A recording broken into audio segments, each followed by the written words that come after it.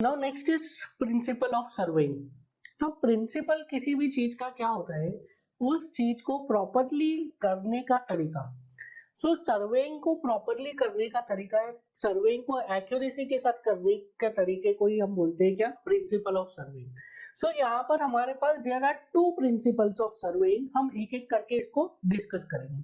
Now the first principle of surveying is working from whole to part. It is working from whole to part. Now ये principle क्या बोलता है, ये principal बोलता है कि जो भी आपको सर्वे करना है, जो भी एरिया का आपको सर्वे करना है, आप उस एरिया में सबसे पहले मेजर कंट्रोल पॉइंट्स को डिफाइन कर लीजिए, और मेजर कंट्रोल पॉइंट्स को डिफाइन करने के बाद जो लार्जर मेजरमेंट है आप उनको ले लीजिए with higher degree of precision. ठीक है, क्या बोलता है ये बोलता है कि आप सबसे पहले मेजर कंट्रोल पॉइंट्स को डिफाइन कर लीजिए, मेजर कंट्रोल पॉइंट्स को डिफाइन करने के बाद जो लार्जर मेजरमेंट्स है उनको आप ले लीजिए with higher degree of precision. देखिए, जब भी हम सर्वे करते हैं तो उसमें कुछ लार्जर मेजरमेंट्स होते हैं, कुछ स्मॉलर मेजरमेंट्स होते हैं। सो इन मेजरमेंट्स को डिवाइड किया गया मेजर लाइन में एंड माइनस लाइन में। तो जब भी हम सर्वे करते हैं तो सबसे पहले हमें क्या सर्वे करना है, सबसे पहले हमें क्या करना है, मेजर लाइंस को डिफाइन कर देना है, मेजर लाइंस को हमें का मेजरमेंट ले लेना है with higher degree of precision. Now ऐसा करने से क्या होगा, ऐसा करने से अक्यूमुलेशन ऑफ एरर्स रिड्यूस हो जाएगी। सपोज मैं एक एग्जांपल लेता हूँ, A B C D, here ये एक प्लॉट है ए बी सी डी जिसका मुझे की सर्वे करना है। So this A B C and D, ये जो पॉइंट्स है ये हमारे मेजर कंट्रोल पॉइंट्स हो गए। क्या होगा, ये मेजर कंट्रोल पॉइंट्स।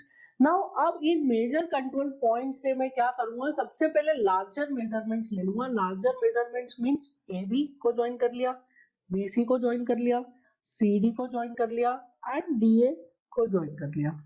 ना ये जो मैंने लार्जर मेजरमेंट्स लिए हैं, ये लार्जर मेजरमेंट्स को मैं लूंगा with higher degree of precision, और फिर इसके बाद मैं लूंगा स्मॉलर मेजरमेंट। जैसे कि यहाँ पे एक ट्री आ रहा है, suppose this is a tree, this is a point F I can say, और इस एफ पॉइंट पर एक ट्री आ रहा है।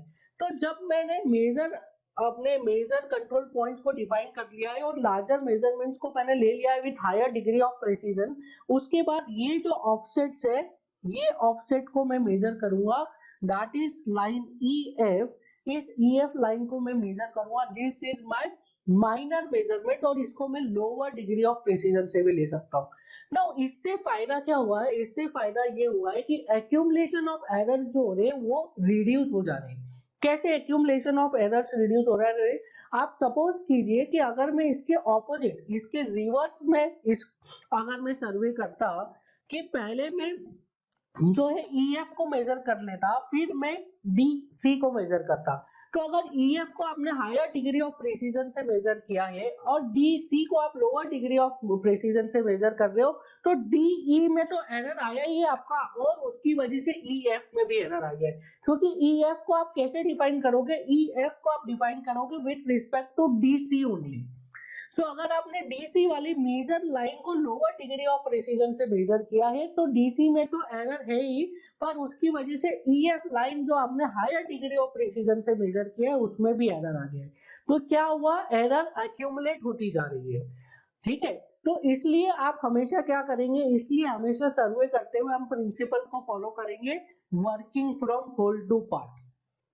ठीक है, working from whole to part, और जो भी हमारी मेजर लाइंस है, मेजर लाइंस को हम मेजर करेंगे with higher degree of precision, और जो माइनर लाइंस है उनको हम मेजर करेंगे with lower degree of precision. सबसे पहले मेजर करेंगे हम मेजर लाइंस को, या लार्जर मेजरमेंट्स को पहले लेंगे और फिर स्मॉलर मेजरमेंट्स को बाद में लेंगे। क्या फायदा होगा इससे, इससे ये फायदा होगा कि एरर्स का अक्यूमुलेशन नहीं होगा। तो यहाँ पे जितनी भी ये मेजर लाइंस है, that is A B B C C D and D A, इसको लेंगे हम हायर डिग्री ऑफ प्रेसिजन से, और ये जो हमारी दूसरी लाइन है डी ई एफ, ये लेंगे हम लोअर डिग्री ऑफ प्रेसिजन से। सो आई होप कि इससे आपको समझ में आ रहा होगा कि कैसे हम एक्यूमुलेशन ऑफ एरर्स को क्या कर पा रहे हैं, एक्यूमुलेशन ऑफ एरर्स को रिड्यूस कर पा रहे हैं। Now please write down, major control points are defined first and larger measurements are taken with higher degree of precision and then smaller measurements are taken with lower degree of precision। यही है इस first principle का detail कि किस type से हमें सर्वे करना है ताकि क्या हो, एक्यूमुलेशन ऑफ एरर रिड्यूस हो जाए। आप प्लीज इसे कॉपी कर लीजिए।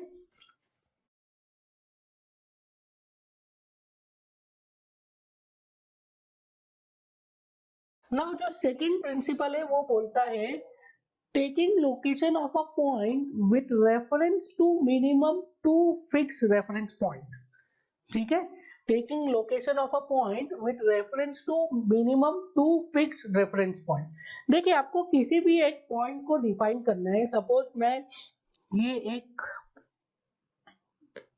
एक सर्वे एरिया ले लेता हूं ABCD again,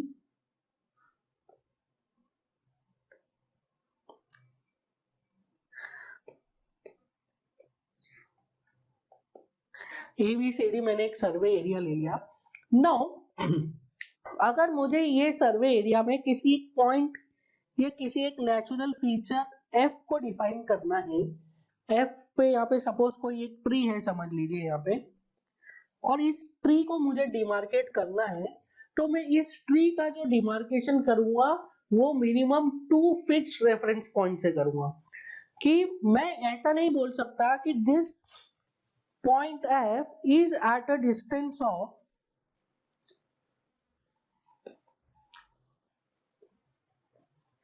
x metre from A। सिर्फ एक रेफरेंस पॉइंट से मैं डिफाइन नहीं कर सकता कि this point F is at a distance of x metre point from A।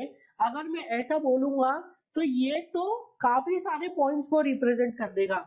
देखिए A से x डिस्टेंस वाले तो ये पूरा एक सर्कल ही हो जाएगा। इस सर्कल पे ये जो येलो कलर का सर्कल मैंने बताया है, इस येलो कलर के सर्कल पे सर्कमफरेंस पे जितने भी पॉइंट्स आ रहे हैं सभी पॉइंट्स x डिस्टेंस पे फ्रॉम पॉइंट A। सो जो ट्री का लोकेशन है वो ट्री का लोकेशन हम इस पे से बता ही नहीं पा रहे। सो किसी भी आपको पॉइंट का अगर लोकेशन बताना है, किसी भी फीचर को आपको डिनोट करना है, डिमार्केट करना है, तो आप उसका लोकेशन बताएंगे with reference to minimum two reference point. ठीक है, अब अगर मैंने इस पॉइंट F को ऐसा डिनोट किया, this point F is at a distance of x from A and this point F is at a distance of y from D। ठीक है, this point F is at a distance of y from D। अगर मैं ऐसा denote करूंगा तो इसका मतलब क्या है कि मैं यूनिक वैल्यू दे रहा हूं, यूनिक पॉइंट दे रहा हूं F, क्योंकि सिर्फ एक ही पॉइंट ऐसा हो सकता है जो A से x डिस्टेंस हो और D से y डिस्टेंस पे हो। नाउ इन दिस केस आप जो F का लोकेशन बनाओगे वो F का लोकेशन आपको एक यूनिक पॉइंट देगा। अदरवाइज अगर आप किसी सिंगल रेफरेंस पॉइंट से डिमार्केट कर रहे हैं कोई भी फीचर को तो वो आपको यूनिक उसका लोकेशन नहीं देता है। नाउ प्लीज कॉपी कर लीजिए इसको।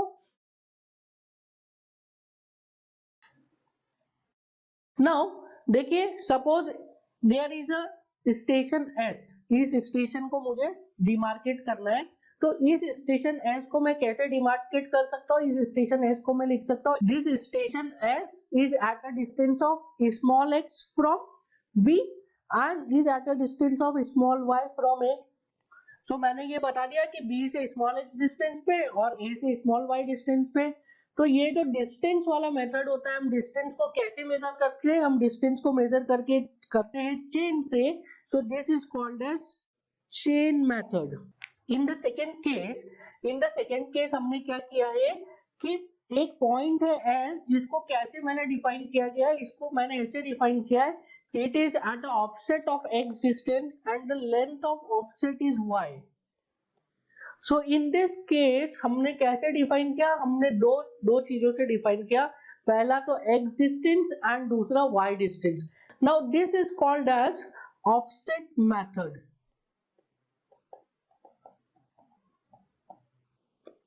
this is called as what, this is called as offset method।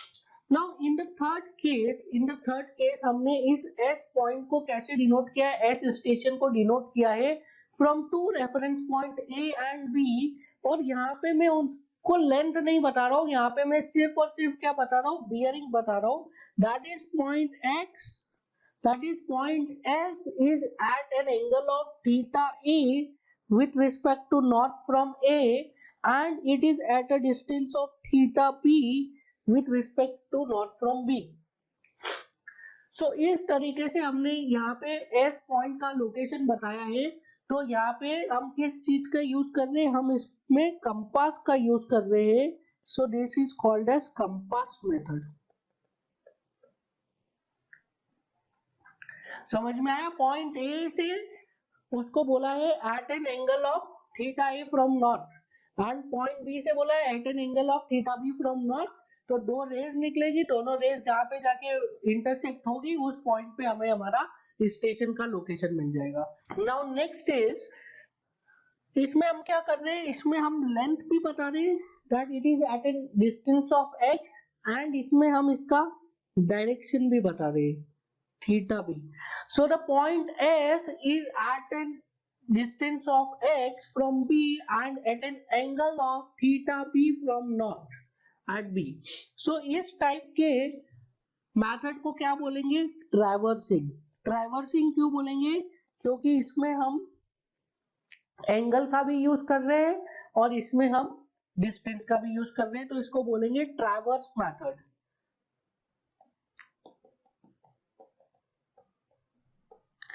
So these are some of the methods जिसके थ्रू हम ये बता सकते हैं कि किसी एक पॉइंट का जो हम लोकेशन डिफाइन कर रहे हैं उसको दो फिक्स रेफरेंस पॉइंट से कैसे डिफाइन कर रहे हैं. तो इस तरीके से किसी एक पॉइंट का जो रेफरेंस है, किसी एक पॉइंट का जो लोकेशन है उसको दो फिक्स रेफरेंस पॉइंट से हम डिनोट कर सकते हैं. Now next is consider the following statements. The general principle of surveying are to work from whole to part, to work from whole to part, and second, to locate a new station by measurement from at least two fixed reference points already established and or identifiable. So both the options are correct. To work from whole to part is also correct. Whole to part ही करते हैं. पहला जो हमारा principle है that is working from whole to part, and second principle is at least to fixed reference point. ठीक है, location लेना है किसी भी स्टेशन का, कहां से, at least to fix reference point. So correct answer is C, both A and B are correct. Now next question देखिए. Working from whole to part is followed as the fundamental principle of surveying so as to. So working from whole to part क्यों करते हैं, उससे क्या होता है, distribute the errors, error distribute हो जाती है या काम करने में आसानी होती है, improve ease of work, prevent accumulation of error, या फिर compensate error in a way. So the correct answer is, most correct answer is prevent accumulation of errors. हमने देखा था कि जब हम वर्क कर रहे फ्रॉम होल टू पार्ट तो उससे क्या हो रहा है, उससे हो रहा है कि एरर्स का जो एक्यूमुलेशन है वो प्रिवेंट हो रहा है.